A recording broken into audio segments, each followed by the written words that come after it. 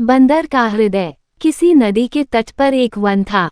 उस वन में एक बंदर निवास करता था, जो वन के फल आदि खाकर अपना निर्वाह करता था। नदी में एक टापू भी था और टापू और तट के बीच में एक बड़ी सी चट्टान भी थी। जब कभी बंदर को टापू के फल खाने की इच्छा होती, वह उस चट्टान पर उस टापू पर पहुंच जाता और जी भर अपने मनचाहे फलों का आनंद उठाता। उसी नदी में घड़ियालों का एक जोड़ी भी रहती थी। जब भी वह उस हृष्ट-पुष्ट बंदर को मीठे रसीले फलों का आनंद उठाते देखती तो उसके मन में उस बंदर के हृदय को खाने की तीव्र इच्छा उठती। एक दिन उसने नर घड़ियाल से कहा, प्रिय, अगर तुम मुझसे प्रेम करते हो तो मुझे उसका हृदय खिलाकर दिखा दो। नर घड़ियाल ने उसकी बात मान ली। दूसरे दिन बंदर जैसे ही टापू पर पहुंचा, नर घड़ियाल टापू और तट के बीच के चट्टान के निचले हिस्से पर चिपक गया। वह बंदर एक बुद्धिमान प्राणी था। शाम के समय जब वह लौटने लगा और तट और टापू के बीच के चट्टान को देखा तो उसे चट्टान की आकृति में कुछ परिवर्तन दिखाई पड़ा।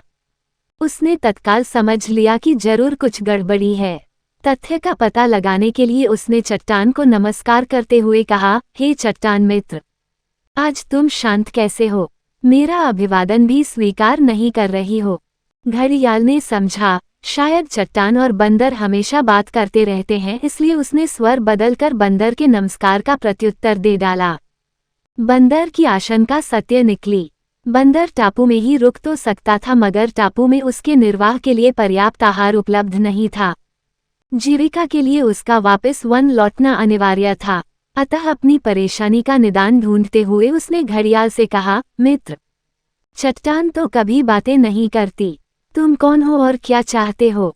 दंभी घड़ियाल ने तब उसके सामने प्रकट हो कहा, ओ बंदर, मैं एक घड़ियाल हूँ और तुम्हारा हृदय अपनी पत्नी को खिलाना चाहता हूँ।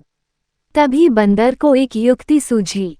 उसने कहा, हे घड़ियाल, बस इतनी सी बात है तो तुम तत्काल अपनी मुख खोल दो। मैं सहर्षी अपने नश्वर शरीर को तुम्हें अर्पित करता हूँ। बंदर ने ऐसा इसलिए कहा कि वह जानता था कि जब घड़ियाल मुख खोलते हैं तो उनकी आंखें बंद हो जाती हैं।